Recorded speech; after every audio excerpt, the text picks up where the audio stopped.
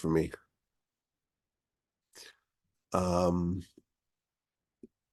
So it's great to see all of y'all. It's the day before New Year's. Even though we don't celebrate the Gregorian calendar, it's nice to always have something new. Whenever there's something new, it's a new opportunity. I will talk more about that in just a little bit. But I want to thank all of y'all before we start for an amazing year, 2023. Obviously, it was a tough year for our people, as is well known. But I feel like this was a bright spot. I think we didn't miss any weeks that I remember. Every week we got together and we studied, and that's a beautiful thing. And I really enjoyed it, and I appreciate all of y'all, and I appreciate that y'all come and join us. And I look forward to this every single week, and I'm looking forward to it today, but also, please God, to continue it in 2024 with all of y'all. So that's the plan. We'll do the Parsha Shmos. I'm sure, I know many of y'all are already listeners to the Parsha podcast, so you're about to hear it being made now. And you can listen to it, whenever we release it towards the end of the week. Okay, let's begin. I could think of no better way to herald a new year than with a Parsha podcast. 2024, would you believe it? I can't believe it's already that number, 2024.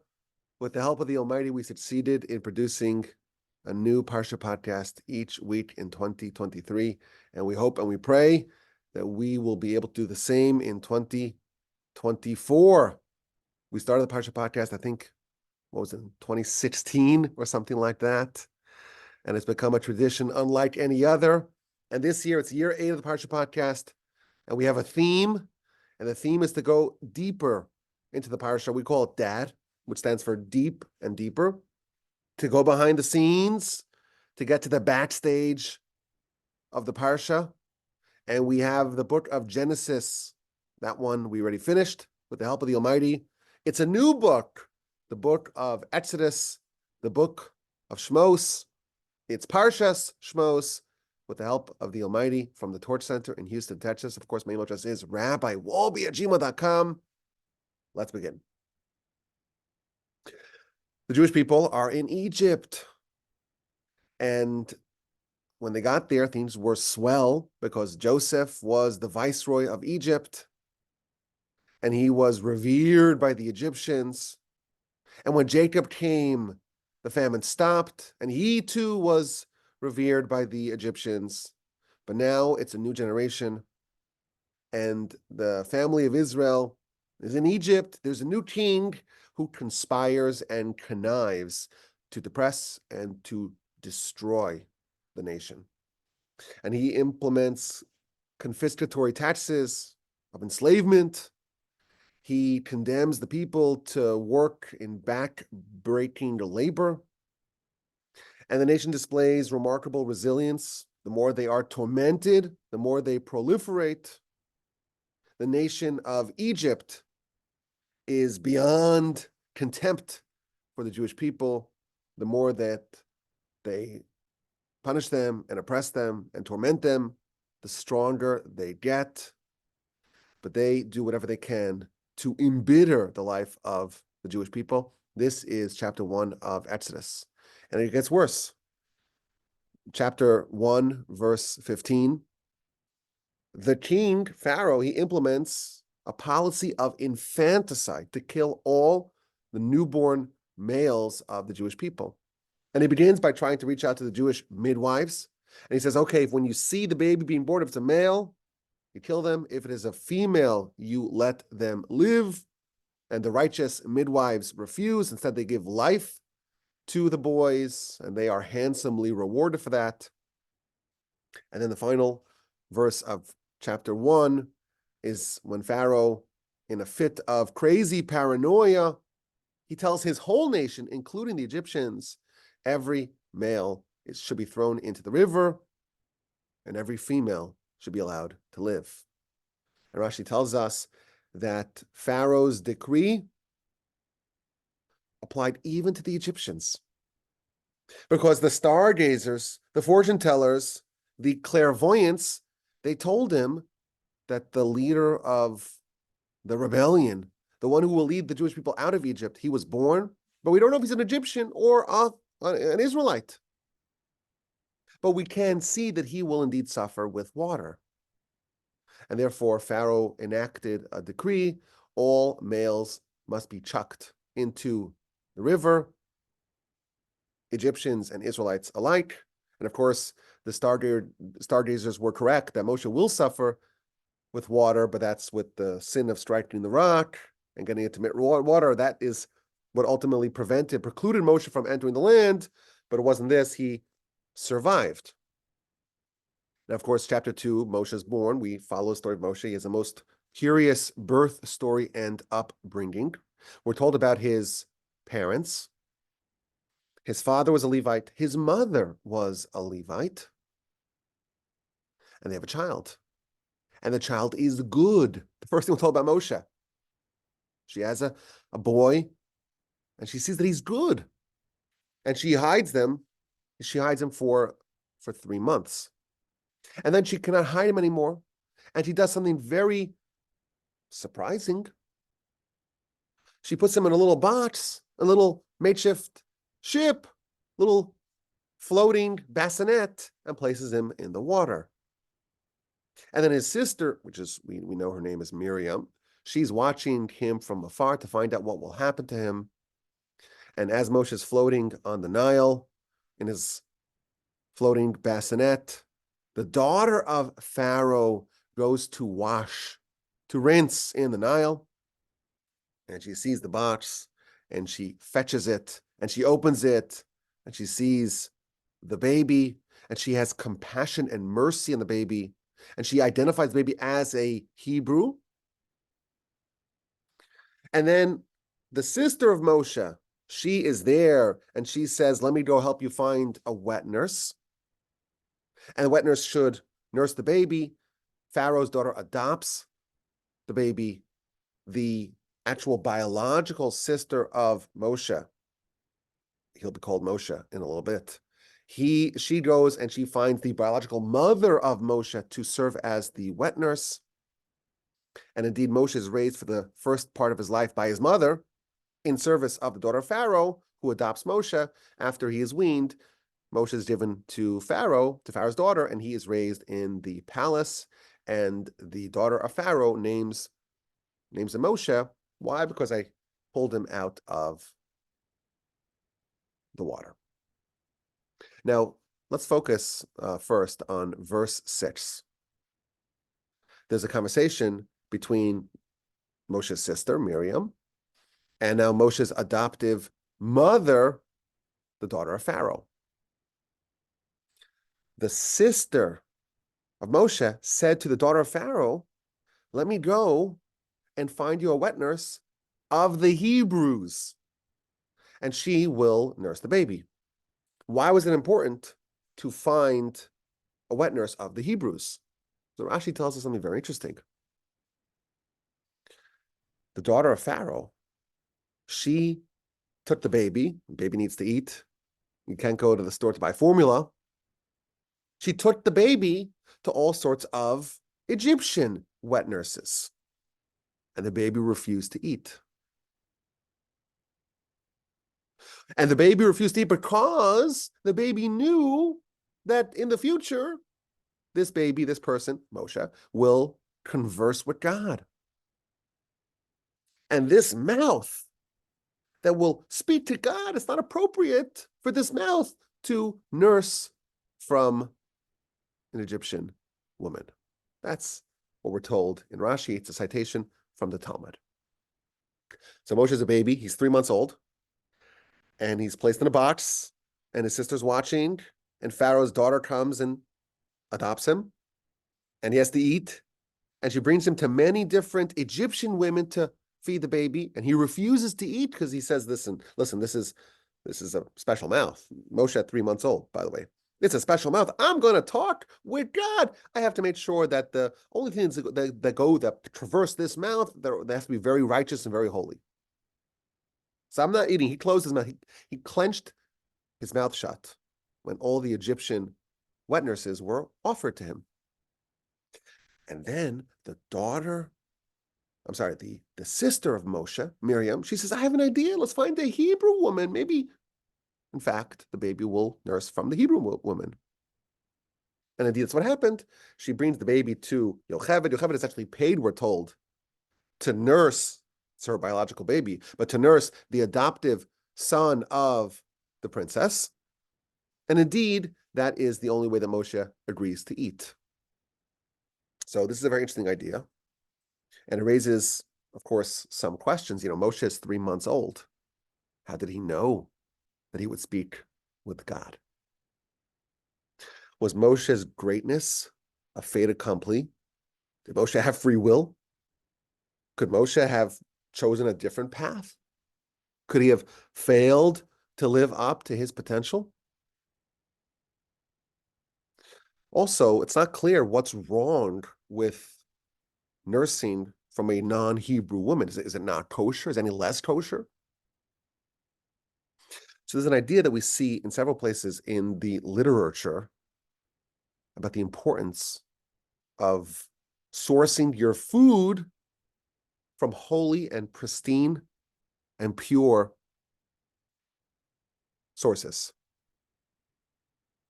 For example, we're told about the unusual friendship between Rabbi Judah the Prince, who was the leader of the Jewish people towards the end of the 2nd century of the Common Era, and the Roman Emperor Antoninus. They were friends. And the Talmud tells us that they each had a palace, and there was a tunnel connecting the two palaces. And every day, Antoninus, who we know today as Marcus Aurelius Antoninus, he would go under the tunnel that connected his palace to Rabbi Judah the Prince's palace, and he would go study Torah, and he would go study Torah with the great sage Rabbi Judah the Prince every day. And we're told that he circumcised himself, and we're told that he converted. He became a closet Jew, the Romans, the head of the Romans.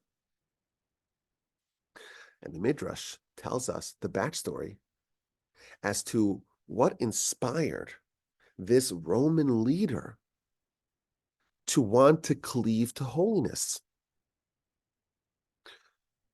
And the Midrash tells us that when Rabbi Judah the Prince was born, this was during the Hadrianic persecutions. Hadrian made several edicts against Jewish life. For example, he said he can't study Torah publicly. And that's how the great Rabbi Akiva was murdered. He taught Torah publicly, and he was murdered because that was illegal. That was a capital offense. On the day that Rabbi Akiva was murdered, a baby was born to the most prestigious family of the Jewish people, to the family of the Nasi, of the prince. And in addition to the prohibition against public study of Torah, there was a prohibition against circumcision, bris milah. And they made a rule, anyone who circumcises, the baby will be killed. The mother will be killed. Rabbi Judah the Prince is born, and the parents circumcise him. They throw caution to the wind. The Almighty says, circumcise, we circumcise. And the Romans send an arrest warrant. Bring the baby to Rome. We have to inspect the baby. And we have to mete out punishment if the crime, in fact, was committed. So the mother travels with the baby. On the way to Rome, she stops off at some sort of inn, and she meets another woman with another baby, a Roman woman with a Roman baby. And they chat and they befriend each other. And she tells her what she's going to do. She's going to bring the baby to Rome and child's guilty of this terrible crime, and this kid will be executed along with mom. So this Roman mother says, let's do a deal. Let's swap babies. You take my Roman uncircumcised baby. I'll take your Jewish circumcised baby. You go present this baby as yours. Baby's uncircumcised. You're fine. We'll do the swap back and all's well. And they did it. They bring the baby. The mother brings the baby to Rome. Baby's uncircumcised. Ma'am, you are free to go. Sorry for the inconvenience. They swap the babies back, and the kids go their merry ways. Young Judah becomes a great sage, one of the greatest sages of all time. He's the architect of the Mishnah. The other Roman becomes a great Roman leader. He becomes the emperor. And they befriend each other in their adult lives. And this Antoninus is so drawn to Torah that he himself wants to convert and wants to study Torah, and ultimately does convert and does circumcise himself. Says the Midrash, where did he have this inclination? What inspired him? What got into him that compelled him, that pushed him, that kind of forced him to choose a more spiritually enriched life? It was because he had a few weeks where he was nursing from the Holy Mother of Rabbi Judah the Prince. This milk created a change in the soul of the baby, and the soul was forever desirous of holiness. And ultimately it played out that even though he reached the absolute peak of Roman life and aristocracy, he wanted Torah. Now, conversely, we have the opposite. We're told about the great rabbi who went awry. There are very, very few instances of great sages who reached the pinnacle of scholarship who became corrupted. There's very, very, very few of them. The most notable example is the sage who went by the name of Elisha ben Avuya. He was the Rebbe, the teacher of Rabbi Meir, who is the primary author of the Mishnah. And he became corrupt, and he became a heretic, and he became a sinner. And in fact, he is given the pejorative acher, the other one. And again, the Midrash is trying to identify, where did this kid go wrong? How do we have someone who became a great sage, really on the pantheon of the greatest sages of his era, who became a sinner, who became a heretic? And again, the Midrash finds a cause when he was just a tiny little baby. His mother, actually before he was even born, his mother, she was pregnant with this baby, and she passed an idolatrous temple, and there was the wafting aroma of the pig that was being cooked, and her mouth began to water, and she was salivating, and she said, I gotta get some of that, or else I'll lose the baby. I have such a craving. And even though technically it is halachically okay, if a woman's going to lose her baby, she is allowed to eat on Yom Kippur and eat non-kosher. But nevertheless, she partook in the forbidden food. And in the words of the Midrash, it quivered within her. It coursed within her like the venom of a venomous snake. It infected, on some subtle spiritual level, her unborn child. And that created an adverse blemish, a flaw in this soul that ultimately played out when Elisha ben Avuya went awry. So we see this idea that young children, even children in utero, what the mom eats gets filtered to the child. And if the mom eats good stuff, that gets filtered to the child. If the mom, God forbid, eats bad stuff, that too will have a negative effect on the child. And this is what Moshe was concerned about. these idolatrous Egyptian women. Who knows what they're doing? Who knows what they're eating? Who knows what they're partaking of? And all that gets filtered into the milk. And if I eat this, it's going to corrupt my mouth. And I may be excluded from my destiny of talking to God. So Moshe just closes his mouth. And he refuses to eat from the Egyptian women. And by the way, I know people who take this even a step further.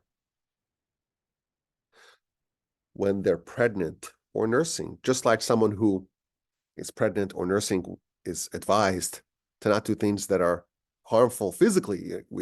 Pregnant women shouldn't drink alcohol, shouldn't smoke. Maybe no one should smoke, of course, but certainly not. That could negatively, it could harm the baby. Spiritually as well. Someone who may do something which is maybe spiritually more questionable, not even something which you consume, but something which you experience, that may affect the child as well. So people have a sensitivity to that. I know people that have sensitivity to that. They would do certain things they would do under normal circumstances. When it comes to, a pregnant or nursing mother, she's extra careful to make sure that the spiritual things that she partakes in are going to be ones that she wants to impart and instill and inculcate in her child. Moshe says, only Jewish women. That's it. Sorry. I want righteous filtration of my food, or else this mouth that will talk, that's destined to talk with God, will become corrupted. That's what Rashi tells us, chapter 2, verse 6 in our Parsha. Now, what's really interesting about this is that this sensitivity is featured in the halachic literature. The halacha states, this is featured in the Shulchan Aruch, in the Ramah, Yoreh De'ah 81:7, if you want to look it up. And he says like this, the milk from an Egyptian woman is as kosher as the milk from a Hebrew woman. They're both equally kosher. However, it's not ideal. If you need to find a wet nurse, don't use the Egyptian woman. If it's possible to find an Israelite woman, use that milk. Why? Because the milk that comes from an idolatrous woman, it will harm the heart. It will clam up the heart. And it will instill bad character in the child. Similarly, says the Ramah, a woman who's nursing, she should be very extra careful to not eat anything that is prohibited. And even a child's not obligated to mitzvahs. Before they're bar mitzvah, they're not technically obligated. When it comes to food, what you eat becomes part of you and will affect your spirituality. This is the idea featured in the halakhic literature. And the source of this sensitivity, or this preference, if you will, for the most elevated food source, elevated spiritually, for a child, the source of this is the story of Moshe. Moshe, he shows us the extra sensitivity that we ought to have when it comes to feeding young children. We should try to find the most pristine, on a spiritual level, the most pristine source. And here's the question.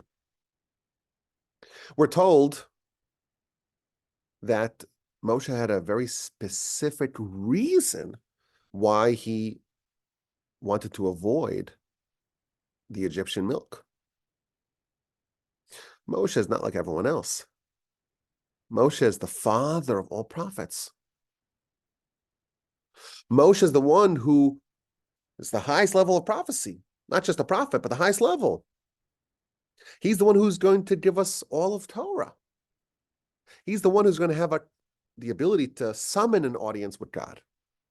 Every other prophet, they have to be ready for prophecy, but only if God decides to talk to them will they have prophecy.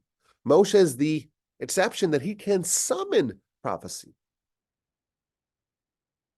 So how do we compare Moshe as a baby to everyone? How is this presented as in the halakhic literature, for everyone, maybe it's only Moshe.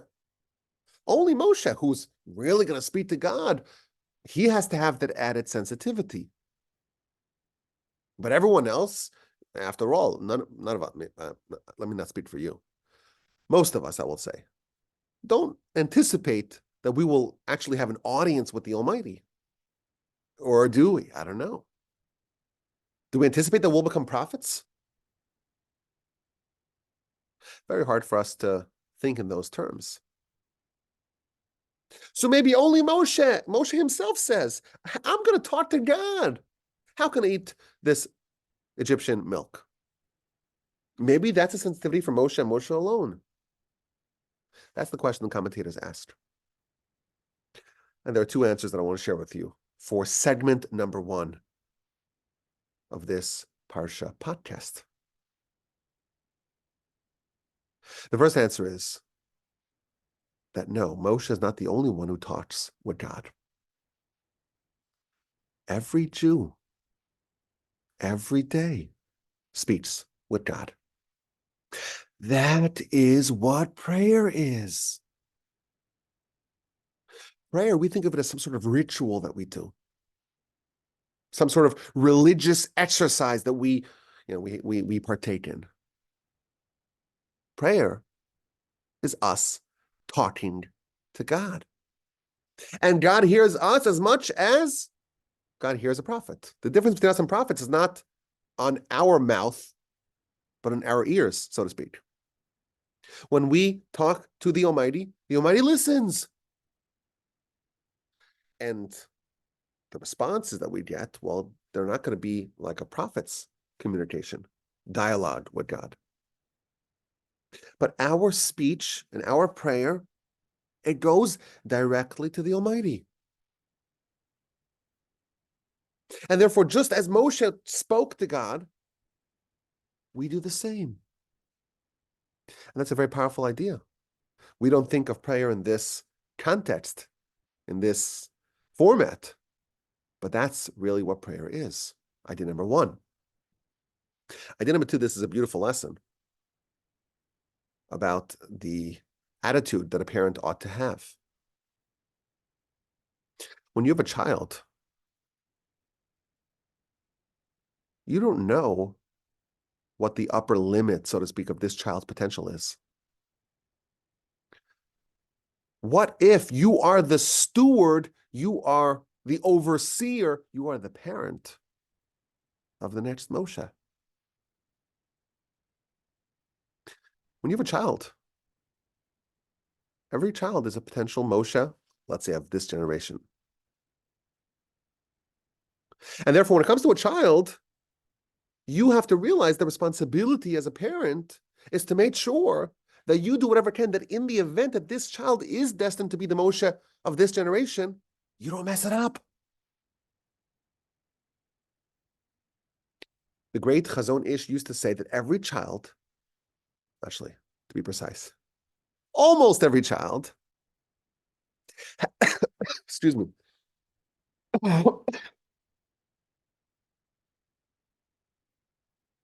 has the potential to become the greatest sage of the generation.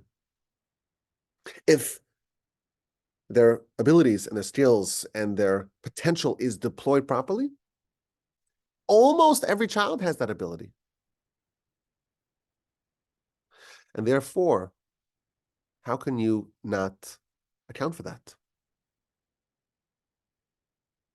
You have to do whatever you can to say that I will do my part in the event that this child, and most likely it's true, almost every child can do this. I will design my house and my life and the upbringing of this child that in the event that this child has that potential, it's not going to be my fault that it's not actualized. And I want to tell you, with the help of the Almighty, we're parents as well. And our older children were born when we lived in Israel. And my oldest son, Akiva, so he spent like a half a year in the Israeli educational system, which was a story for its own right, because he didn't speak a lick of Hebrew. and we sent him to like an Israeli school. And then day one, the bus comes back and all the kids get off, but not our son. And we're like, what did we do? We just sent a kid to a school. He doesn't speak a word of the language. And we put him on a bus. Anyhow, different story for a different time. We got him back, thankfully.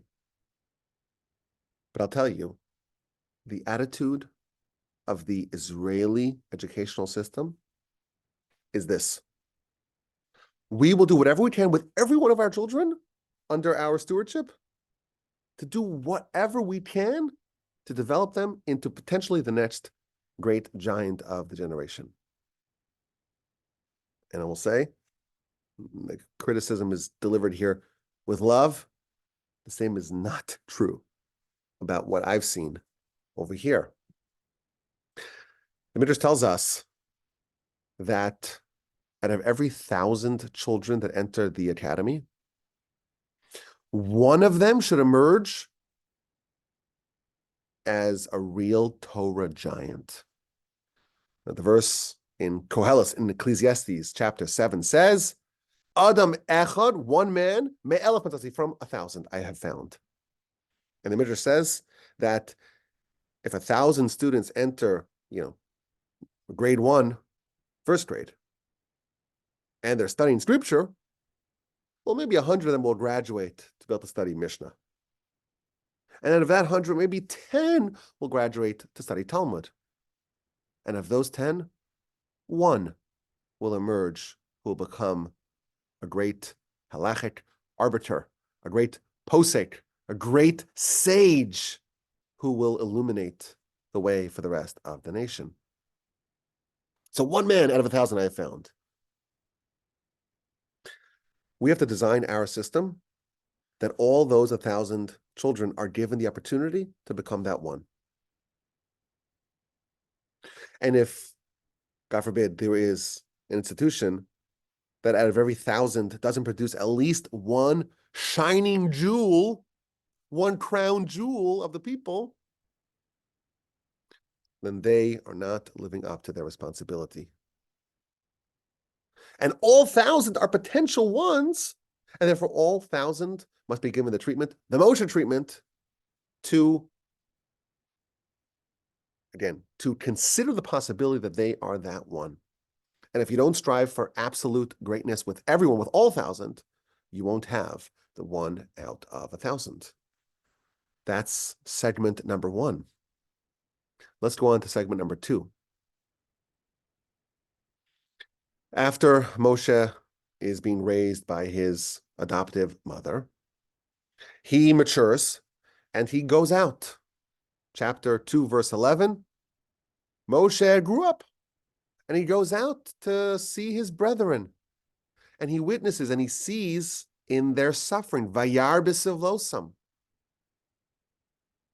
He goes to empathize with their suffering. And he sees an Egyptian man striking a Hebrew man of his fellow. And Moshe turns to the right, turns to the left, sees there's no one watching, kills the guy. And the next day he sees 2 Hebrews fighting, and he intervenes again. And they say, you're going to kill us like you killed the guy yesterday? Moshe is arrested. Moshe is tried. Moshe is condemned to be killed, and he escapes. And he goes to Midian, and he sees the shepherds harassing the girls by the well, and again he intervenes and he defends the defenseless. So this is like the introduction of Moshe's life. Moshe is going to go on to be the greatest leader of all time. And the first thing we're told about him as an adult is that he doesn't stand by idly when there is injustice. When he sees a Hebrew man being stricken by an Egyptian, he intervenes and he strikes and he takes action to defend the Hebrew.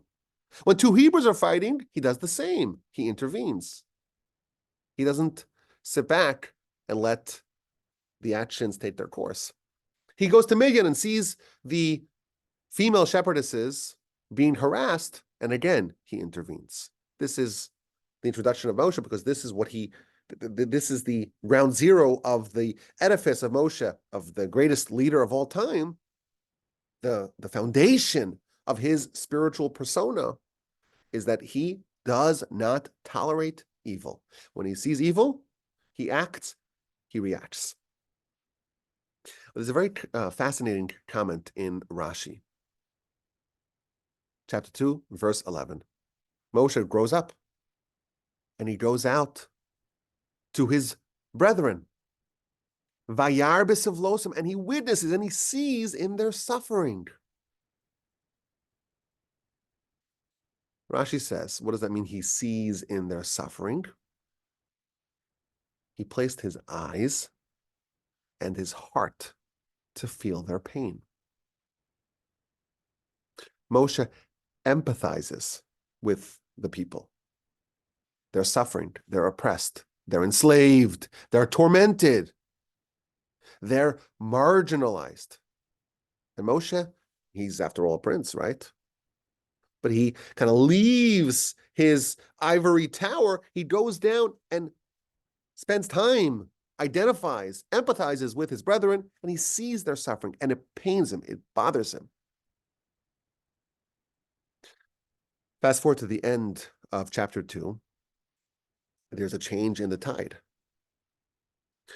The conditions of the Jewish people worsen, and they cry out to God. And their cry goes all the way up to heaven. And the final 2 verses of chapter 2, God hears their cry. And he remembers his covenant to Abraham, Isaac, and Jacob. And he sees, again, God sees the Jewish people.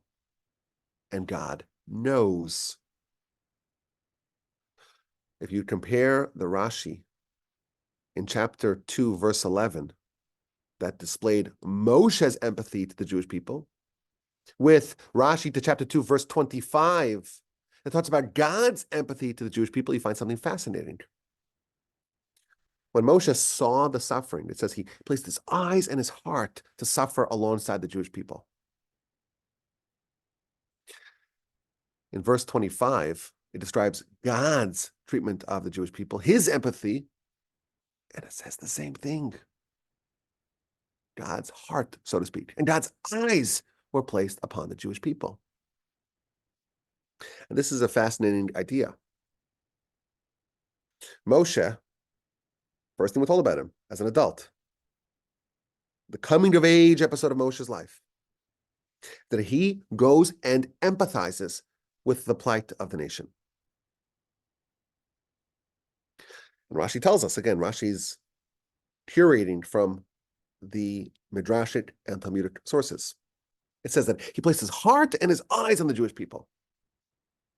And you fast forward a little bit later, and God begins to empathize with the Jewish people, or at least we're told that God empathizes with the Jewish people. And Rashi again says his eyes and his heart, so to speak. Isn't it interesting that there's almost identical reactions applied to the Jewish people?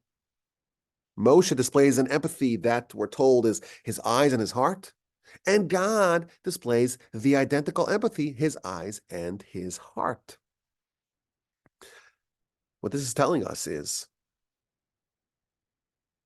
that empathy from below arouses empathy from above. You want God to care about the suffering of others? When you care about them and you place your eyes and your heart upon them, God does the same. Now, the theme of empathy is featured in many places in the Parsha.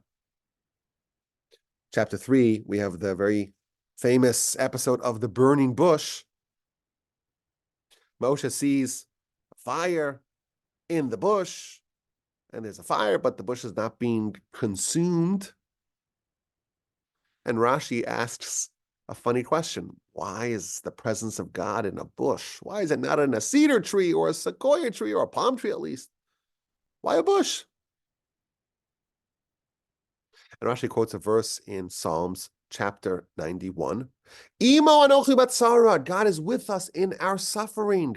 The Jewish people are suffering, God, so to speak, the presence of God, the manifestation of God, the manifestation of the angel that's going to speak to Moshe, it's going to be in a bush, in a lowly bush, maybe a thorny bush, not in a more lofty tree. So we have Moshe empathizing and God empathizing, and we have this idea of Moshe's empathy arousing and amplifying God's empathy. This idea of empathizing with others who are going through a difficult time, it's a very important one. And the Talmud tells us that it applies in all sorts of instances. The Talmud in the book of Tainus, page 11a, tells us that a person must refrain from conjugal relations during a time of famine. If people are suffering, you suffer alongside them. And it brings a proof from Joseph. In chapter 41 of Genesis, it says that Joseph had 2 sons before the years of famine began. Why does it tell us that Joseph had 2 sons before the famine, during the 7 years of plenty? It must be that the birth of these 2 sons are somehow linked to being before the years of famine. So the Talmud understands that to mean that once the famine arrived, Joseph engaged in celibacy. Why? People are suffering. You suffer alongside them.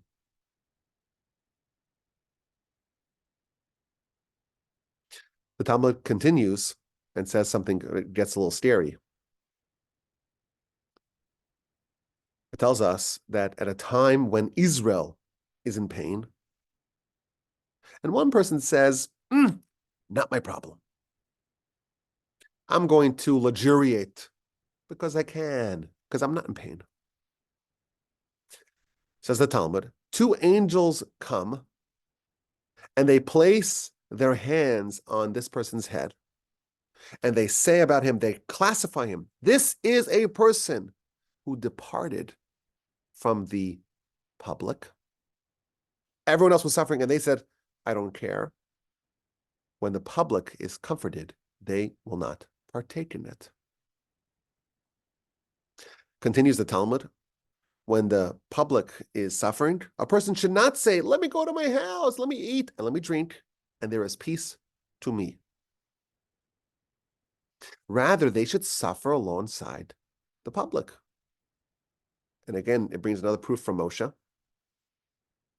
Later on in Exodus, the Jewish people are at war. The first war of the Jewish people. It's a war against Amalek in chapter 17 of Exodus. And it's a 2-front war. There's a war in heaven, and there's a war down below on the physical plane. And Moshe's up on top of the mountain, and on his right side, there's Aaron. On his left side, there's Hur, his nephew. And he's lifting up his hands. And Moshe, his hands got tired. And the verse tells us, chapter 17, verse 12. They placed a stone under Moshe.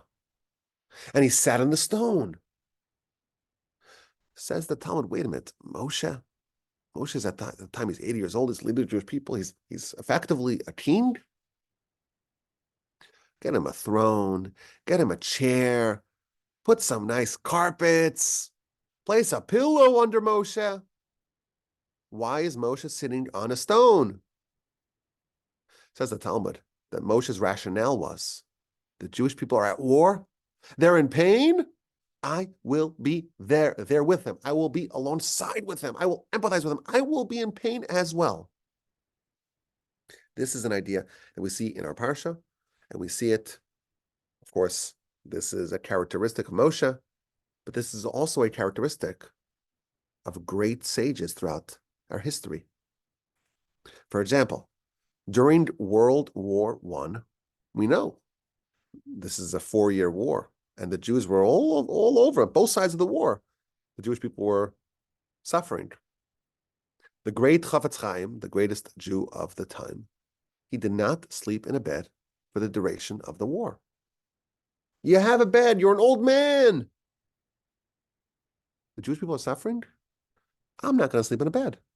He either slept on the floor or on a bench. That's it.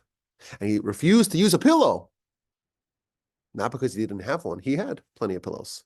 He refused to use a pillow because the Jewish people are suffering. I will suffer alongside them. Even more recently, the great Rabbi Steinman, Rav Steinman, passed away, I think, in 2017 or 2018.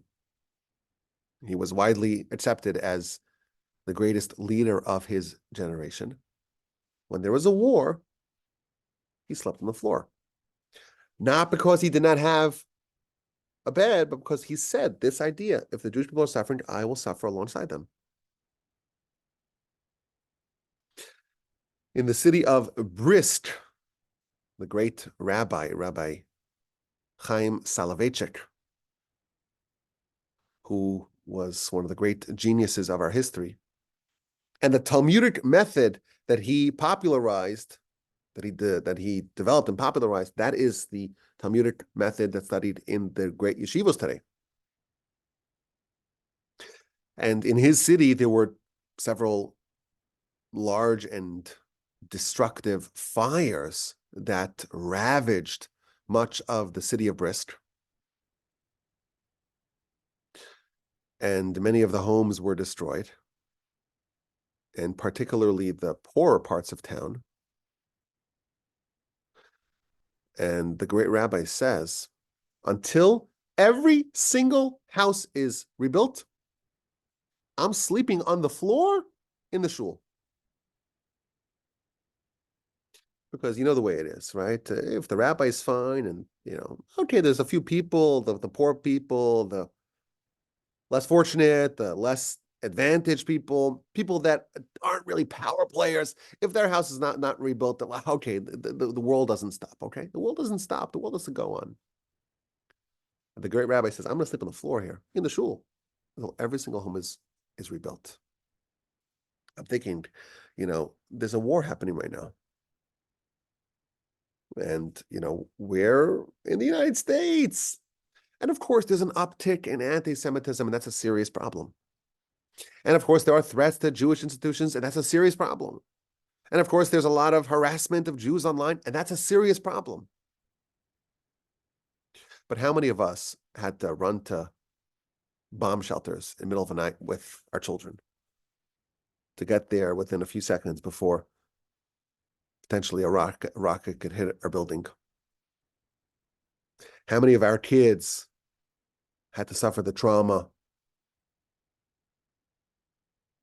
of losing friends, of having to live in a war zone? How many of us even know, someone who became God forbid, a widow or an orphan?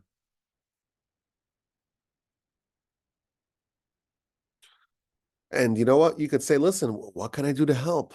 I'm far away. I'm not, I made a donation. I helped in some way. Moshe here is telling us a way to help. Not only is it important for us to not depart from the public, we want to be part of whatever the nation is going through. We are a partner. We're part of this. We're not going to depart. We don't have those angels and say, oh, you're leaving the public? You're out? Okay, you're out, including when the good times happen. We want to empathize. We want to be part of what the nation's going through. And we want to help. But it's far from our mind, and we don't really see a way that we could actually help. And here, perhaps we find a way to help.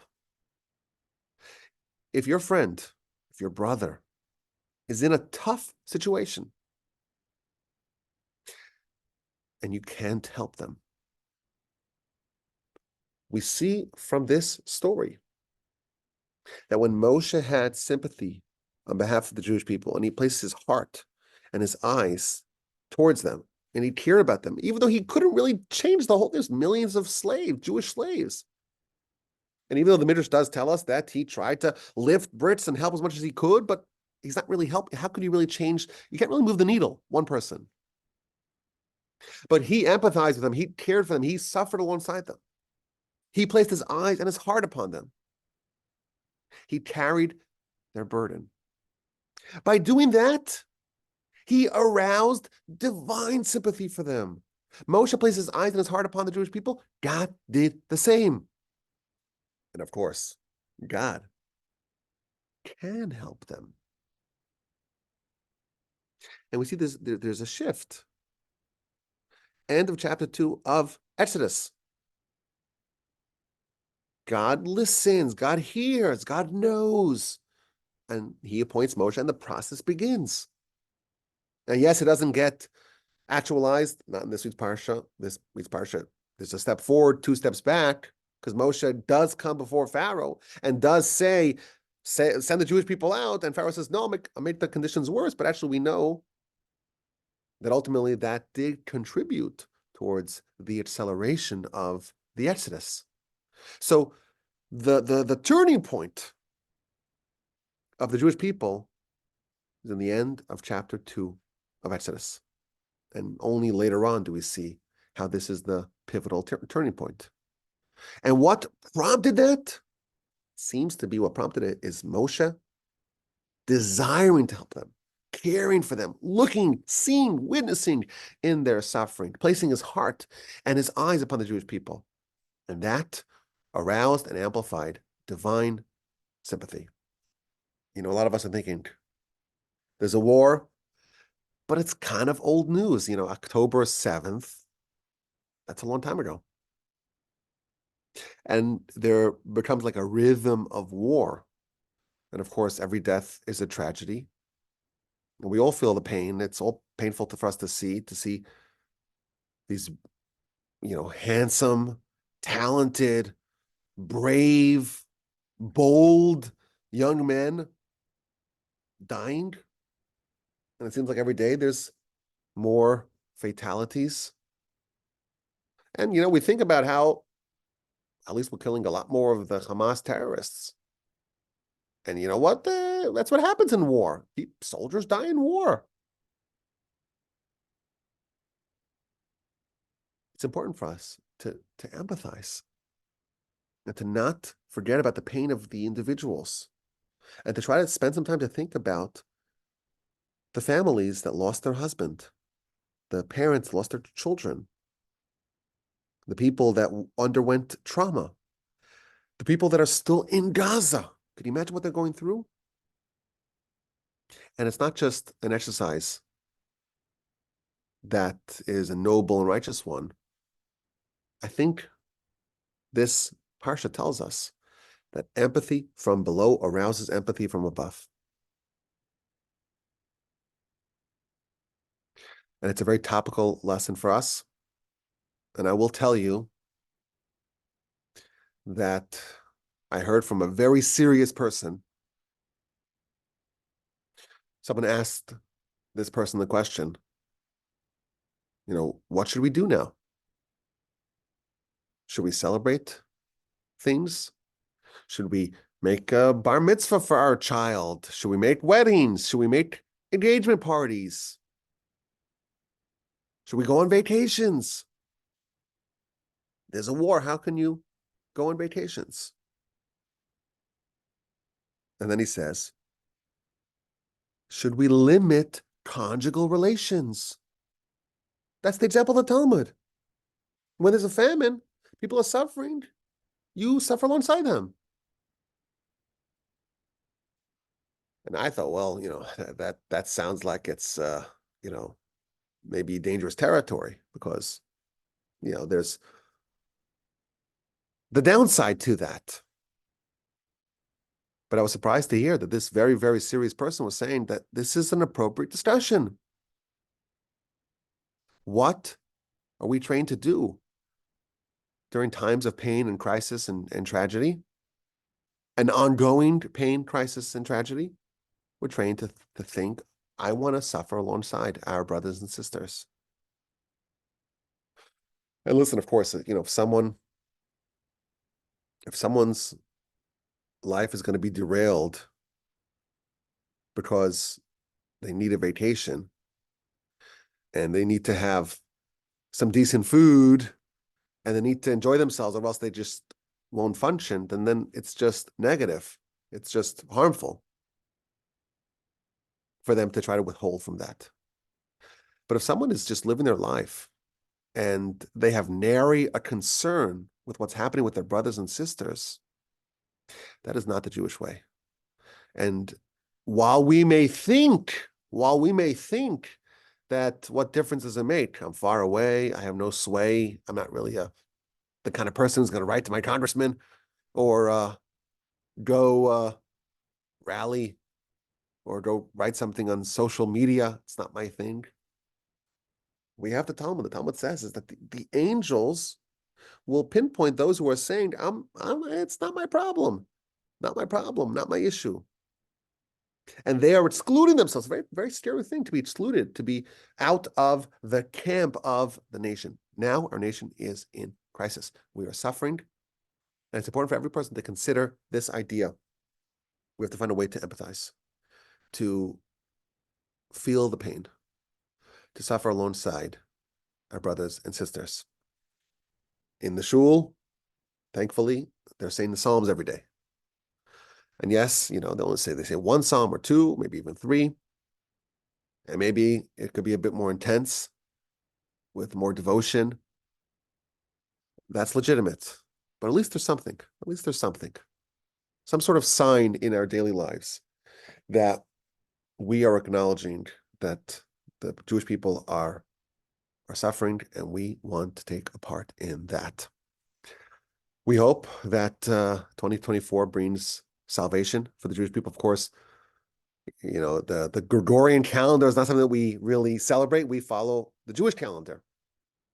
But whenever there's an opportunity for renewal, we think of ways that we can inject novelty into our lives, invigoration into our lives, inspiration into our lives. Whenever there's a new year, I always say, yeah, we don't celebrate New Year's, but we do celebrate New Year's resolutions. Why? Because if there's ever an opportunity to say, I want to improve my life, we accept that. Any opportunity to change, to upgrade, to live a more elevated life, that is an opportunity that should not be squandered. We hope and we pray that we hear only good news from our brothers and sisters in the Holy Land and throughout the world. That, please God, it's a good year for all of us. It's a year of personal safety and personal growth for us, for our families, for our communities, and for the nation, the world over. We'll try to do our part, of course, to study each week, to grow and to learn each week, to get behind the scenes, to go backstage of the Parsha from the Torch Center in Houston, Texas. This was very enjoyable. I hope it's not depressing. It's supposed to be invigorating, not depressing. Don't get depressed. Depression, it's almost never called for. It's the wrong sentiment. Pain is different than sadness. They're very different things. We always point out that the Mishnah tells us that when the month of Adar arrives, we increase simcha, joy. And when the month of the sad month that marks the destruction of the temple, we decrease joy, but joy never turns to sadness. It's just gradients of joy, or less joy. The focus here is that Moshe was suffering alongside the Jewish people. He was feeling the pain of the Jewish people, not to get depressed and to get despondent and to get, to just sit around and do nothing. No, to feel the pain and to try to do something on behalf of our brothers and sisters. Of course, my email address is rabbiwolbe@gmail.com. I hope everyone has a fantastic and splendid and uplifting week. And please God, a fantastic and splendid and uplifting year. And I'm looking forward, please God, to studying Torah with y'all this week and next week, and please God, every week in 2024. Of course, the email address is rabbiwolbe@gmail.com. I look forward to your questions, your comments, and your feedback. Okay, this was enjoyable. What can I say? It's a good feeling to have the Parsha podcast done by Sunday. I will tell you that. You cannot fathom how much of my state of being hinges upon did we do a Parsha podcast or not. Okay, Eliana, if you're talking, but you're on mute, so we don't hear what you're saying if you're talking to us. Oh, sorry. I said, yeah, this was great insight, great information. Thank you, Rabbi. Thank you so much. I really appreciate that.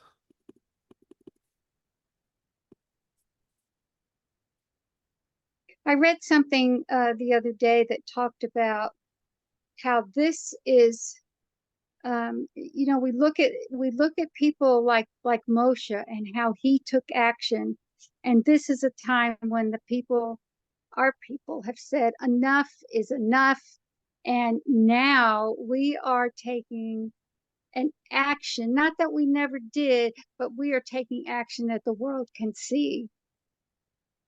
What are your thoughts on that? Sure, for sure, 100%. I agree with you with what you said, 100%. But the question is also, what's the form of action? Our action, it should be an action that we can make an impact. Yes. So if it's prayer, if it's study, if it's kindness, if it's empathy, if it's charity, something that we can actually do to make our impact. Of course, the soldiers in Gaza, they have a different role to play.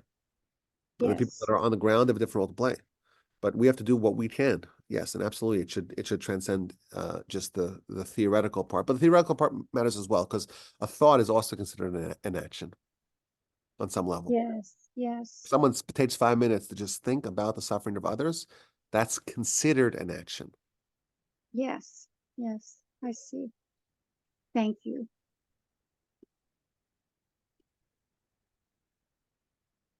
Sharon asked in the chat here, was daughter of Pharaoh Batya? Yes, yes, correct. And Sharon has another great comment.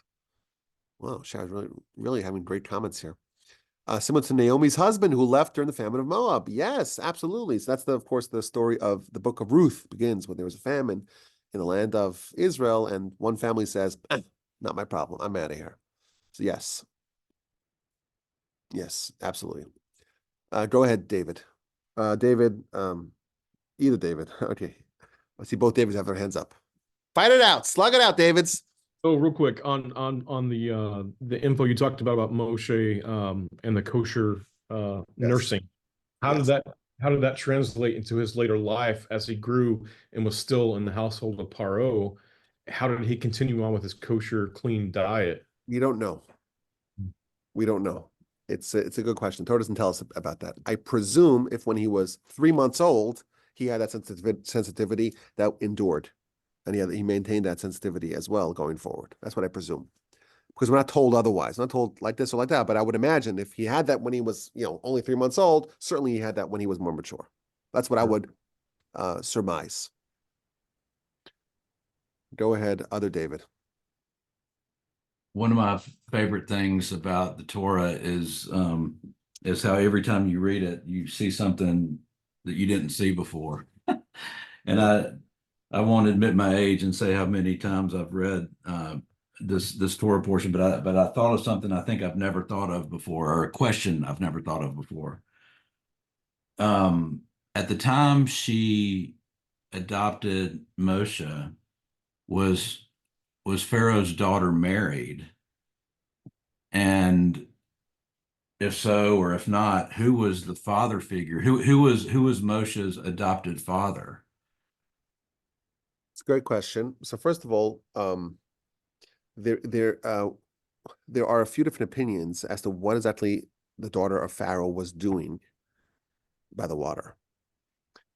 Simply put, she was going for a bath, right? That's how it's you read it simply, right? Let's pull up the source here on my computer so I don't misquote it.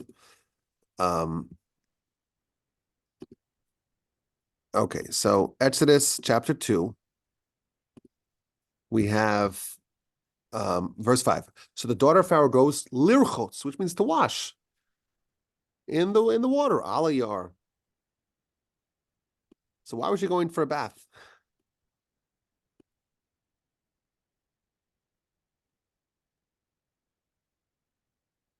Why was she going for a bath?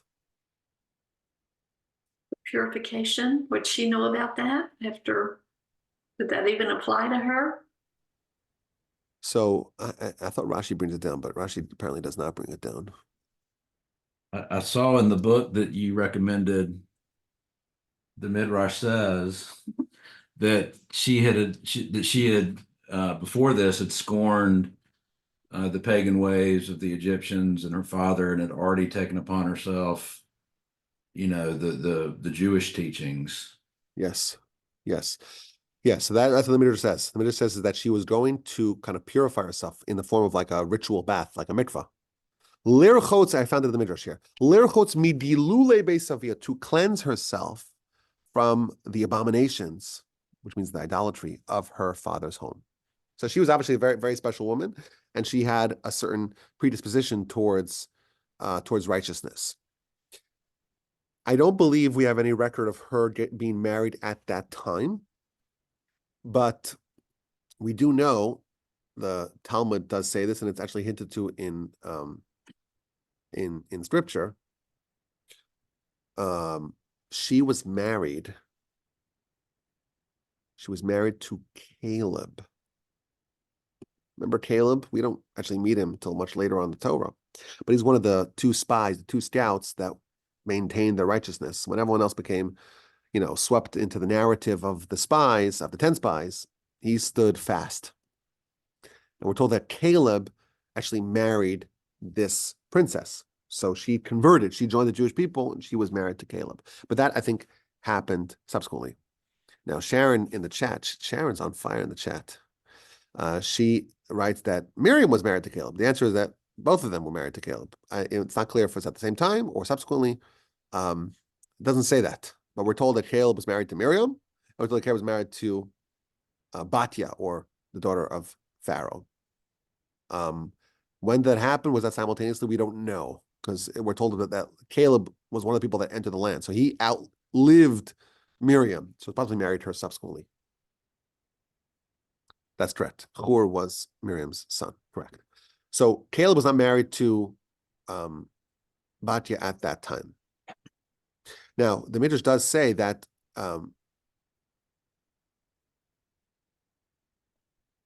Moshe was the adoptive son of Batya, but effectively he was adoptive son of Pharaoh as well. Batya did not pass Moshe off as her biological son.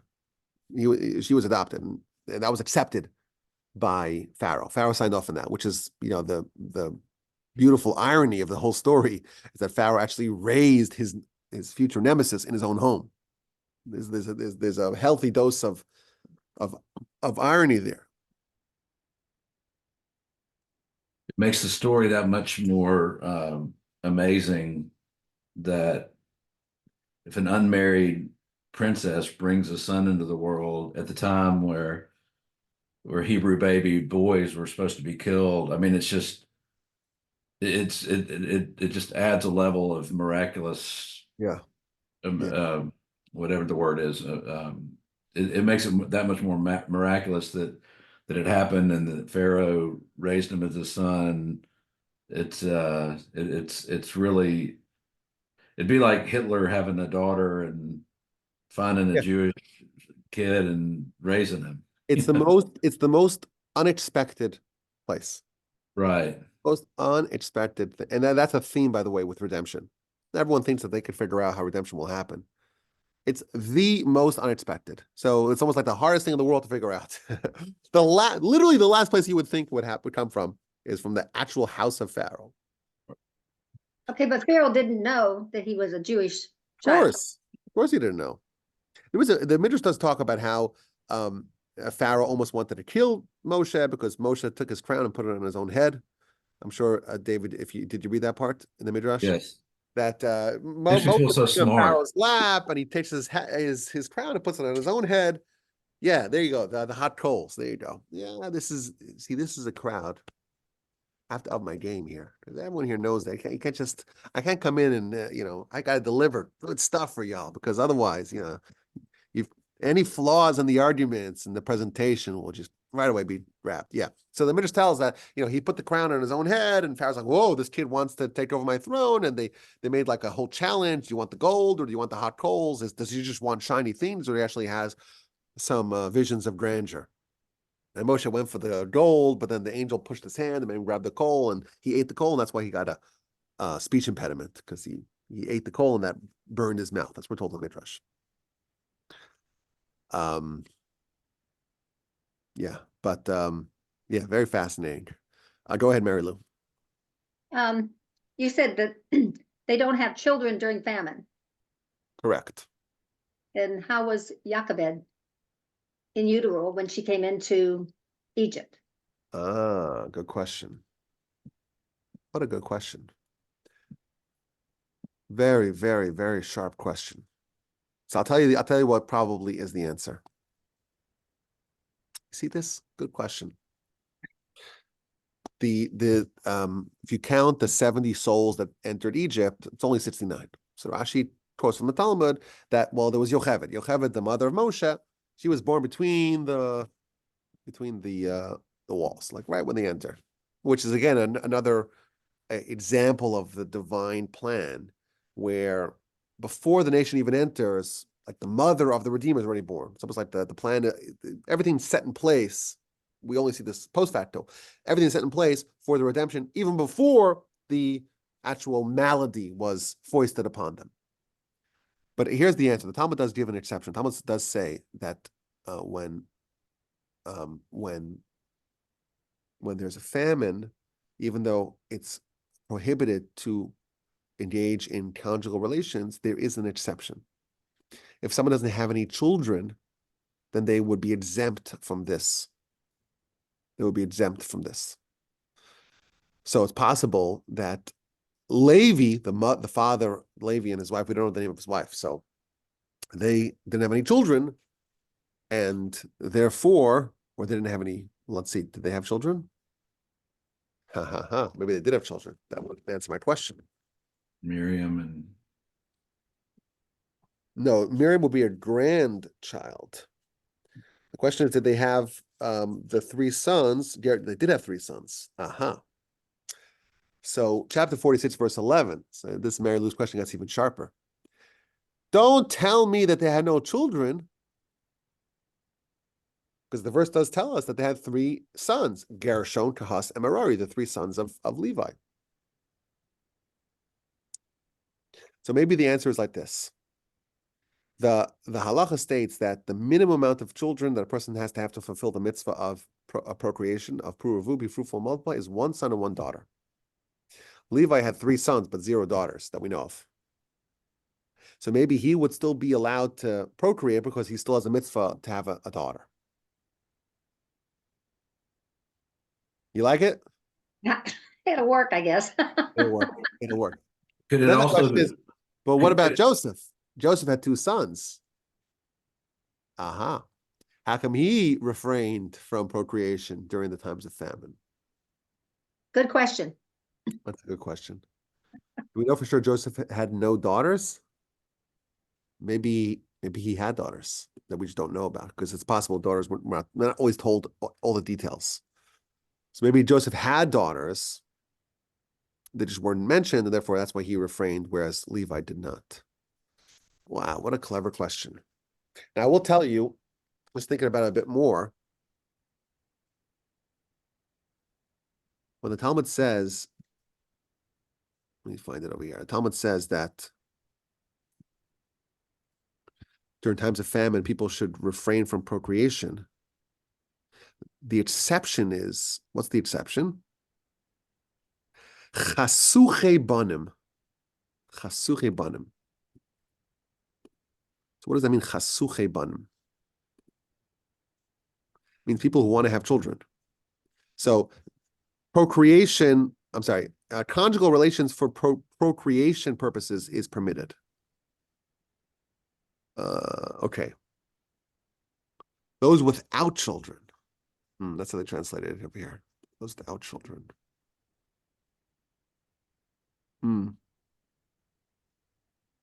So what does that mean without children? Rashi there says that those who have not fulfilled the mitzvah of procreation.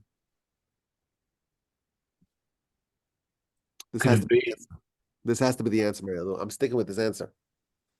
The Talmud says no procreation unless you have a mitzvah to do procreation. That would override this idea of being sensitive and feeling the pain, empathizing with those who are suffering. Levi sons, yes, but no daughters. So he had a mitzvah to procreate. Joseph, we know he had 2 sons, but it must be that he had daughters, because otherwise he would have the same requirement to have a daughter just like Levi did? What do you, it's a great question. It's a sharp question, Mary Lou. Sharp. You're not making my life easy there, Mary Lou. Not making my life easy. Go ahead, David. What's your comment? I'm sorry for jumping in. No.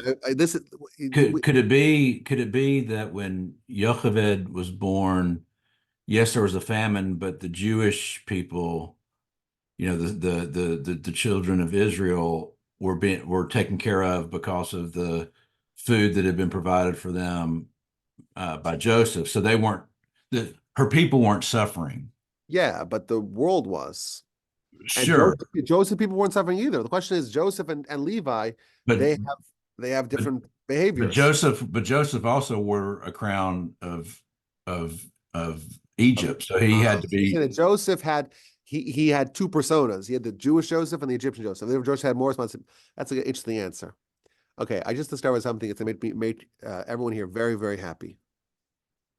You ready, Mary Lou? You in particular. This will make you very, very, very happy. I pulled up the Gemara, the Talmud, that talks about this. I mentioned it. It's Tainus 11a. And looked at Rashi. Rashi did not ask your question. But you know who did? The Tosfos commentary. Tosfos commentary is printed on the outer margin of every book of Talmud. On the outer margin, it printed the Tosfos commentary. It was written by a compilation of sages that were effectively grandchildren of Rashi. And on this citation, where it says that a person should not engage in conjugal relations during the years of famine, and it quotes the story of Joseph. Joseph, he had two sons before the arrival of the famine. Tosfos asked the following question: V'im Tomar, and if you will ask, which is its way of asking the question. Hare Yocheved was born between the walls. And that was a time of famine. So it must be that Levi engaged in conjugal relations in the years of famine. Wow. You know what that means, Mary Lou? It means you asked the identical question that Tosfos asks. Bravo. Bravo. Thank you. That means that your mind works really well. Thank you. Wow. Wow. Wow. How do we celebrate? Mary Lou buys us lunch at Saba's. Come on over. I'll make it today. Wow. Amazing. We'll forever remember this day. December 31st. 31st. 31. Someone said 1, 2, 3, 1, 2, 3. That's how you remember it. I was just about to say that. My wife said that this is the only time that this ever happens, that three digits are repeated like that in a date. So 1, 2, 3, 1, 2, 3. We'll remember this was the day that Mary Lou asked Tosfos question. Wow. So she's Paskin Tosfos now. Is that how it works? So we're all going to have to do that? Question. She asked Tosfos question. Okay. Okay. Okay. So let me tell you what Tosfos' answer is. He gives a different answer. I thought, well, maybe you didn't have any females. Tosfos gives a different answer. He says like this. He says, and when the Talmud says that it's prohibited, it doesn't mean that it's actually prohibited. It means that this is a level of piety that Joseph exhibited. But that was limited to Joseph. But if someone wanted to, it wasn't a technical prohibition. That's Tosfos' answer. It says prohibited, but it doesn't mean it's actually prohibited. It means that it's a nice sensitivity to have. Okay, that's Tosfos' answer.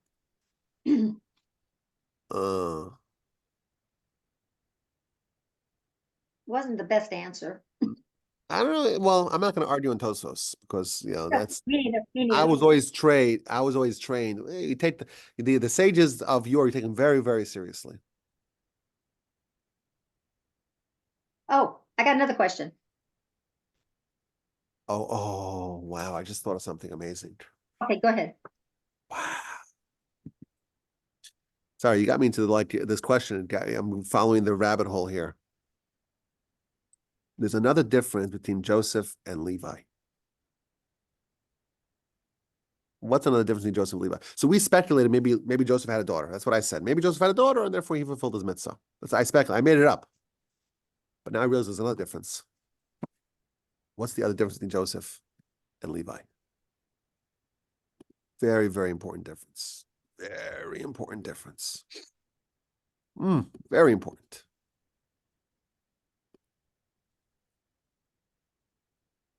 Anybody wants to speculate? Different moms. Okay, very good.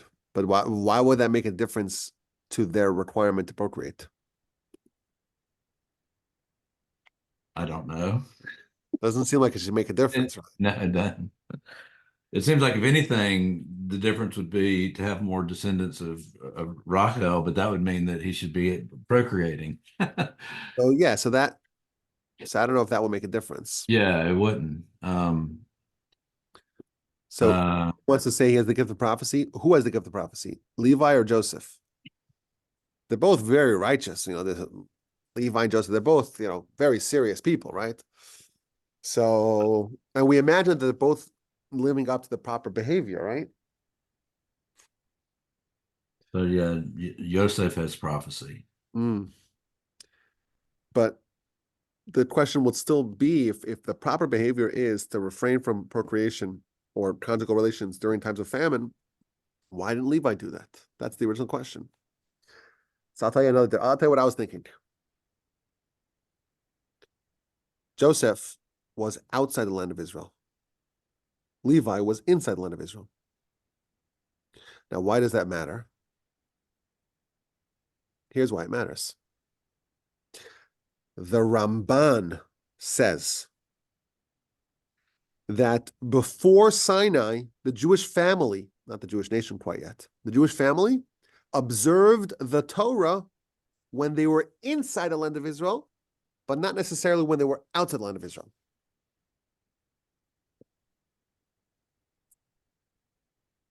Accordingly, Joseph is outside the land of Israel, and therefore he does not have the mitzvah to procreate. Doesn't have the mitzvah to certainly not have a male and a female. Levi is inside the land of Israel.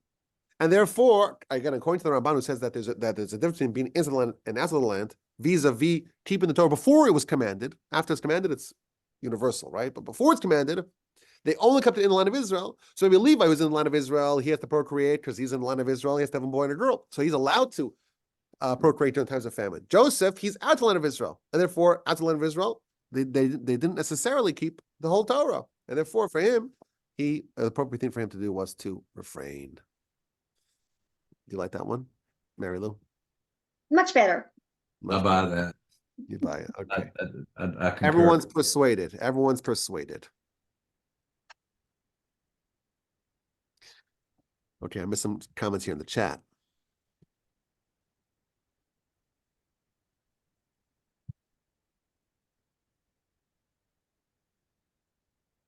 No, Naomi's son died not necessarily because of that. The idea that it was the simple idea, at least, is that they just left. But it wasn't nothing to do with the procreation element of it. It was just that they failed to identify and to empathize with the people.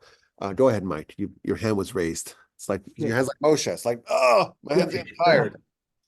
Well, I don't think I could top that question, but I have another question. Was there a direct relationship between Moses' speech impediment and his rise to be the greatest prophet of Israel and the most humblest man in the world? Well, there's nothing that's a coincidence. Right. And we even see in our parsha that Moshe says, well, I'm not a candidate because I have a heavy tongue, I have heavy lips. Like, it describes his impediment. Moshe was healed, by the way, later on. At Sinai, everyone was healed from all the maladies. So there's definitely a connection. Because again, Moshe himself is saying that he's not a candidate because of his speech impediment. But God says, don't worry about it, I will take care of you. And Aaron will be your spokesman, etc. So it's definitely not coincidental. What I will tell you is that the Midrash says, we're jumping ahead a little bit, we know that Jethro joined the Jewish people. Jethro was Moshe's father-in-law. And the Midrash says that the thing that most impressed Jethro about the Jewish people was the healing of Moshe's impediment. So that's almost like a sign of Moshe's transformation. Later on in the Torah, it says, these are the words of Moshe. Moshe in our parsha says, I'm not a man of words. So there's significance to Moshe's lack of words now, and then subsequently he does become a man of words. So it's definitely not incidental. The question is exactly how does it play out? I'll tell you something else. The Kuzri, so the great medieval book of Jewish philosophy, says that this is a proof to the divinity of the Torah and the veracity of Moshe's message. Because it's hard to imagine that Moshe was persuasive because he was glib. He wasn't glib. He had a speech impediment. The fact that everyone followed him, notwithstanding his impairment, that's a sign that there's something divine about it. Well, it also showed, and it's another pattern in the Torah that, God wants us to know that his chosen people or his chosen persons are really indeed chosen. And if he had a speech impediment, but all of a sudden when he had the Shekinah on him, and was speaking the words of God, all of a sudden he was very eloquent. It would become obvious to the people that it's God speaking. Right. That's exactly the argument of the Kuzri. And again, he relates it to us that, when we see Moshe, we see him being a leader, despite the fact that him not having the typical qualities and charisma of a leader, that's a sign that it is in fact legit. It's divine. Mary Lou. Easier question this time. Easier question. Okay, forgive me for not having the names down, but remember when you were telling us about the babies switching? Yes. Okay, and the one who received the milk from the Jewish mother, Yes. what happened to the other one? She had the milk from a Roman. It's a very good question. How was Rabbi Judah the Prince not negatively affected by drinking the milk from the non-Jewish mother, the idolatrous mother? It's a very sharp question. Very sharp question. That's not addressed in the Midrash. Midrash only talks about the instance where it had a positive effect on Antoninus and a negative effect on Acher, on Elisha ben Avuya, the great sage that went awry. So you're saying, how come it didn't affect the great sage, Rabbi Judah the Prince? It's a very good question, and I can only speculate.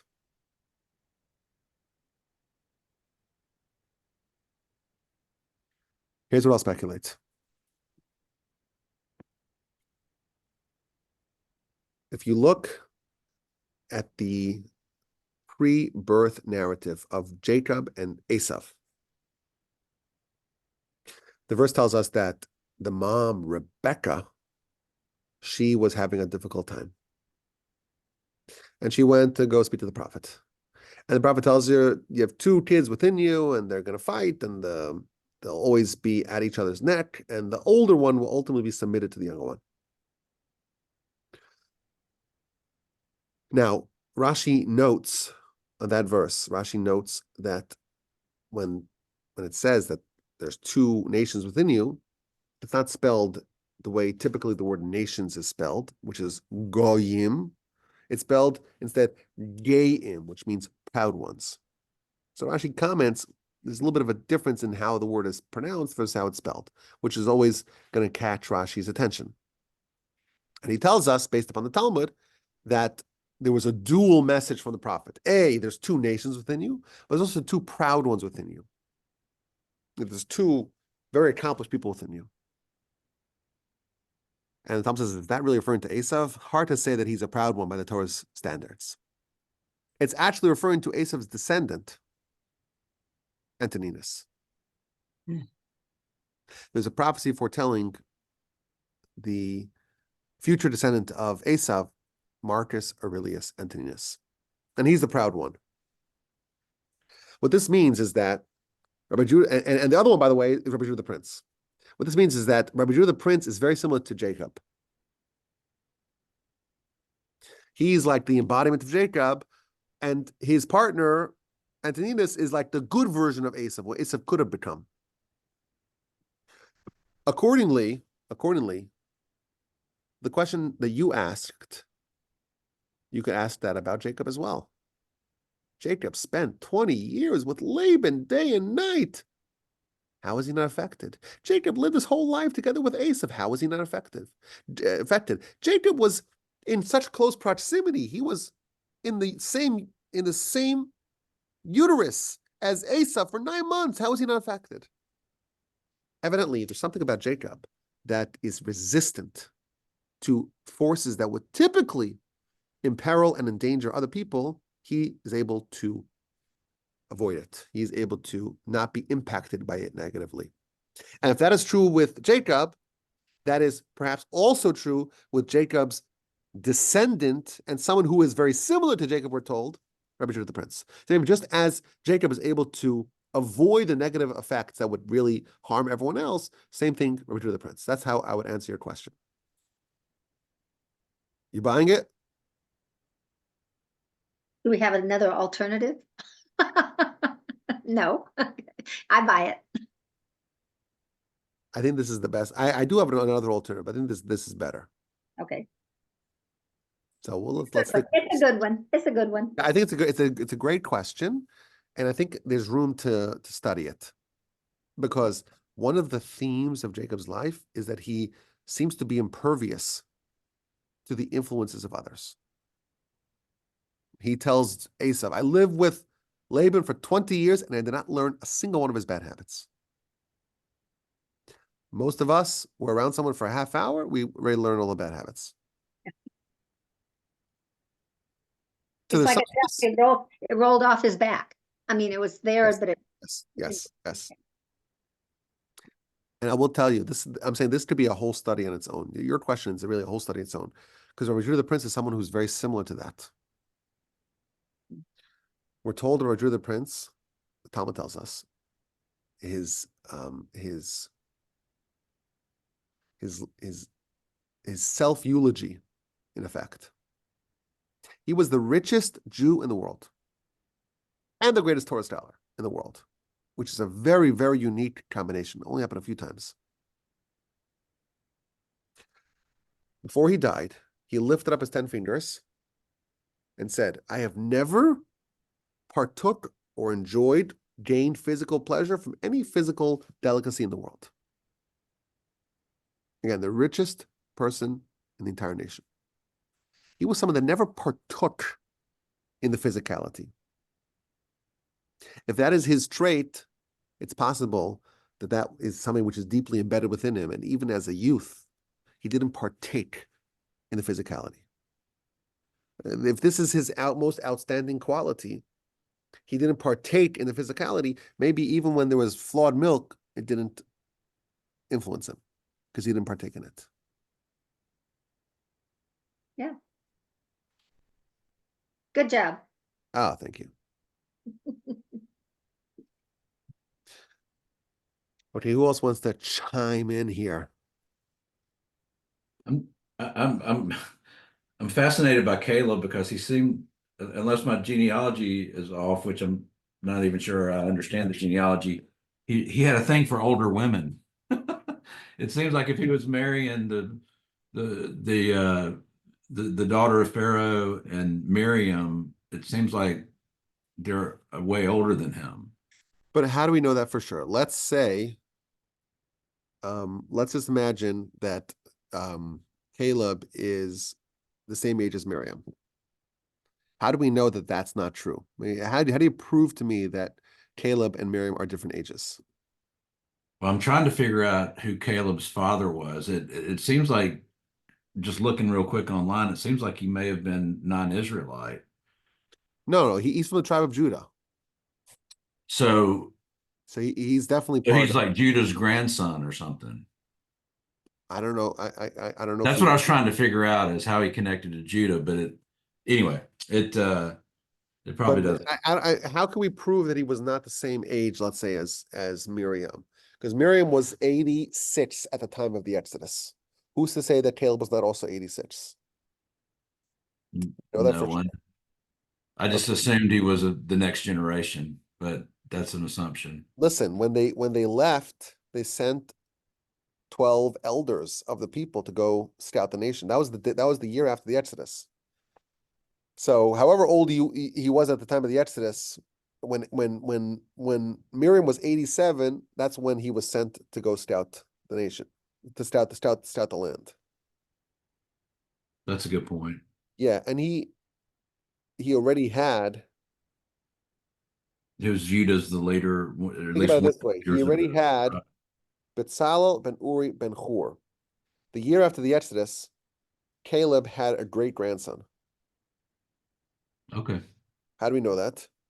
Because the year after the Exodus, that's when they started building the tabernacle, and it was built by Caleb's great grandson, whose name was Bezalel, the son of Uri, the son of Hur, the son of Caleb.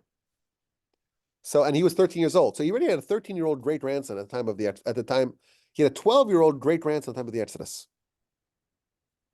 So I see an argument to be made that he was the same age or similarly aged to Miriam. So older than Moshe. Maybe, yeah. But certainly within the range, you know. No, he wasn't 20 at the time of the Exodus. That's the point. Gotcha. He had a 12-year-old great grandson at the time of the Exodus. Because Bezalel was 13 at the time of the building of the tabernacle, which is a year later. Really half a year later. So at least 12. Very good.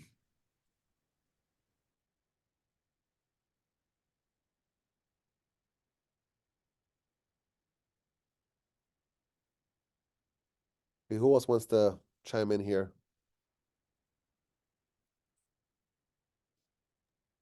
Rabbi, I have a couple of questions. Sure. Going back to comment was made earlier that it was ironic that Pharaoh raised kind of like a stepson, the one who would later become his protagonist. Yes. But Exodus 4:19 says that, I've got it written down here, that God said to Moses, return to Egypt, for all the men are dead who sought your life. So would that kind of imply that the Pharaoh he faces during the plagues was not the Pharaoh who raised him? Rashi there says that that's referring to those two Hebrews that were fighting. Not necessarily the same Pharaoh. Okay. And going back to the midwives, why would Pharaoh think that Hebrew midwives would kill Hebrew babies? Because gun to your head, people do a lot of surprising things. Right? If you have a gun to your head, a lot of people will do very, very unconscionable things. Plus, people could justify their behavior by saying, well, they wouldn't have survived anyhow and saved my life.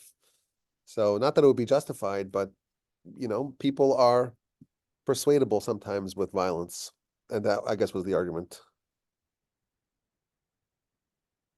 But it did say that they feared God, not that they loved God. Well, this is an example of fear. It's a good observation. To refrain from doing something is usually a sign of fear, right? And so I guess that's why that's what it the implication there is. This particular act was an act of fear of heaven, right? Which is a very laudable character. To be fearful of heaven, to be cognizant of heaven, and to behave accordingly. And did God bless them with a house? Houses, yes, houses. However, would that be different than doing it for, I mean, for the Egyptians that God provided it? I don't know. There was a question in there. I don't know what it was now. Could you repeat that? I'll try to Well, find the question. yeah, well, that God provided a house for them because it was an unexpected thing to do. As being, if they were Egyptians, right? No, who says they were Egyptians? They were Hebrews. Well, I'm reading Dennis Prager, and he says the opposite. Listen, I have Rashi, so no offense, no offense to Dennis Prager, but if you have Dennis Prager or Rashi, we're gonna go with Rashi every time. Okay. I'm saying I don't even know why he would say that, because it says the Hebrew midwives, right? Mialdos ha'ivrios. Yeah, but it could be the midwives for the Hebrews, which could have been Egyptians, not that they were Hebrew midwives. Makes Yeah. sense? Okay, Yeah, but it's wrong. So okay. unless you find a reputable source that says that, which you know, if it's just Dennis Prager, no offense, Dennis Prager, but he's not one of the great commentators on the Torah, right?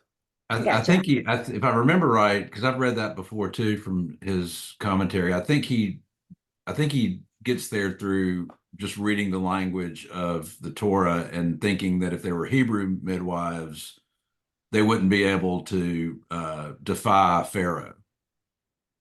That they had to be. I think that was his argument in saying that. But that just assumes that people are small, you know. According to Rashi, these women, Shifra and Pua, are Yocheved and Miriam.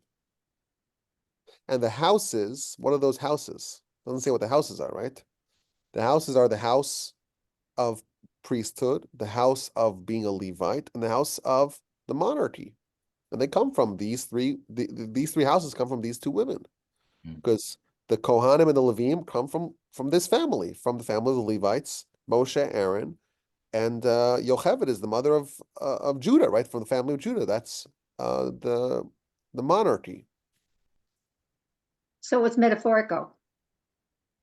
Yeah, it doesn't mean literally a house. It means a household, like an office. Yes, yes. Wow. Y'all are blowing my mind. And I had one more Go question, Rabbi. ahead. Yeah.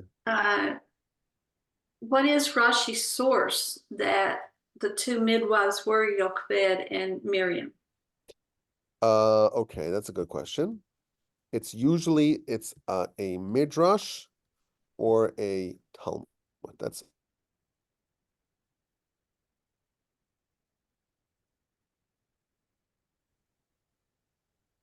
not actually common. It's not very common for it to be like that. Okay, let's see. I'm trying to pull it up over here, but it's a little bit slow. Let's see if I can find it over here. The question is, what is Rashi's source that it's Yocheved, that Yocheved and Shifra and Pua are Yocheved and Miriam? Okay, it's the sources from the Talmud in the book of Sota on page 11b. There you go. Talmud in Sota on page 11b. But doesn't all of that have to have a source somewhere in the Torah? Well, the Talmud is Rashi's source. You want to know what the Talmud source is? Yeah, where would we actually tie that back to something in the Torah that we would get that idea? You want to know where it's hinted to in the written Torah? That's your question. Right. Because the Talmud is not the written Torah, it's the oral Torah. So where is it hinted to in the written Torah? That's your question. Okay, so when we say everything has to have a source in the Torah, that also can refer to the oral Torah, not just the written. Yeah, of course. Okay, I understood that to mean it had to be the written Torah. Okay, Well, very often it'll have a hint to it as well. Okay. But it's not always do we know what the hint is. Okay. It's your questions like this. is there a source in the written Torah that hints to this oral Torah? And that the Talmud tells us that Shifra and Pua are none other than Yocheved and Miriam. That's what you want to know. So Right. what I could tell you is like, listen, these were the women, and it became part of the tradition, and it was transmitted orally, oral Torah. But you want to say, you're like, okay, is there any way for us to find some sort of hint in the written Torah for this as well? That's your question. I've got one. What's your hint? It doesn't hint to both of them, but it hints to Miriam. The fact, I mean, I know she was following her brother in the ark along the river, and I always just assumed that was just a watchful sister. But she approaches the princess, as presumably a lowly Hebrew slave, and is talking to her about, hey, I can go get you a wet nurse. Well, who knows who all the wet nurses are? Would be the midwife. So it could be that. That's clever. That's clever. You see that? That's clever, clever, clever. That we have reason to believe that Miriam, in her capacity as a midwife, she would be a good source for where to find wet nurses. Very, very clever. Very clever. Okay, so one more question. Why does the Torah not just say Miriam and Yocheved? Why put these other two names in? Right, because so the Talmud does address that. Talmud says the word Shifra means to beautify. And when it gives her that name, that means that in that capacity, her job, her role, or her practice was to beautify. And therefore, the name that a person will have is going to be fitting to the role that they're playing at a given point in time. Just like we see many people are given multiple names in the Torah. Even Sarah is called Yiska once in the Torah. So the phenomenon of people having multiple names in the Torah is found many, many, many places. So in her capacity as a midwife, she was Shifra, she would beautify the babies. Not only would she not kill them, she'd actually beautify them.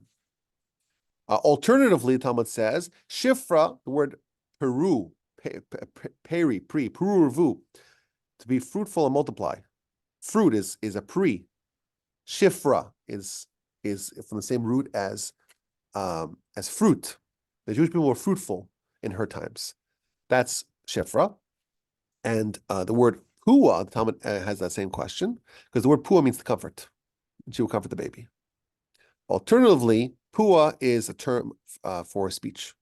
And she spoke. She spoke words of prophecy by foretelling that her baby brother would save the Jewish people. That's Miriam was a prophetess as well.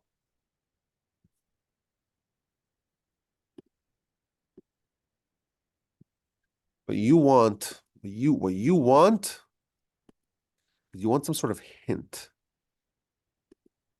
in the written Torah to tell us this. What do you want?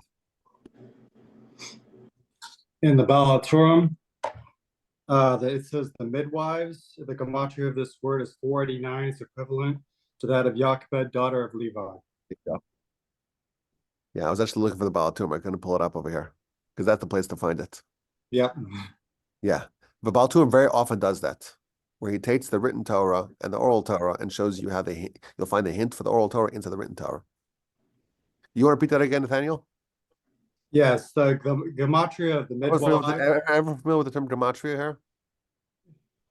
Every Hebrew letter is assigned a number, and thus every word will have if you tally up the letters, you'll have the word. And thus, when you find two words with the same number, it's because they're connected on a deep level. So the word. So go ahead, Nathaniel. So it's 489 is the gematria, and it equals Jochebed, daughter of Levi. There you go. Now he doesn't go into anybody, Miriam. So there's nothing on Miriam, but Well, with Miriam, we have David's proof.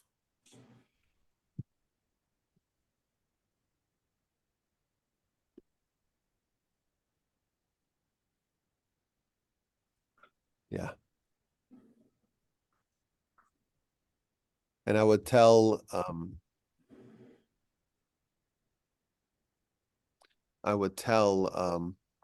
anyone, certainly Dennis Prager, bring me the proof.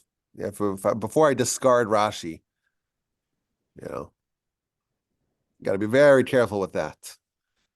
We take these things very seriously.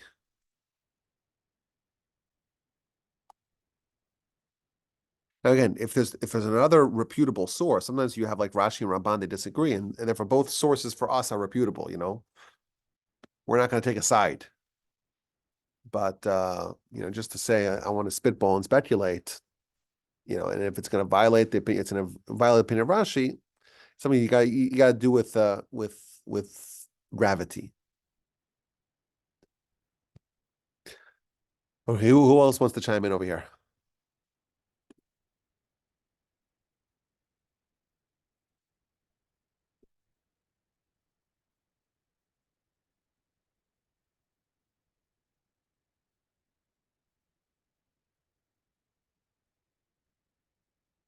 Okay, this was so much fun. Will you let us know if the baby is born this week? Bezrat Hashem. God know, and he can get the word out. Yeah, if I don't forget. So I don't want to promise something I can't always deliver, but please God, yes. Okay. This was a lot of fun. I hope everyone has a great week, and please God, we'll see you next week. I'm looking forward. Okay, take care, everyone. Have a great week. I hope to see y'all next week on Sunday. Please God. Is that at the Torah Center next Sunday? Oh, yeah. Unless something changes. Yes. Okay. Well, Okay. you'll be on baby duty. That's a change. Is it? Yeah, let us know if that may interfere. Yes. I'll be in touch with y'all. We don't want to get you in trouble at the home. Did front. you just call us babies? No, that's not what he meant. I don't think. Have a great week, everybody. Take care, everyone. Okay.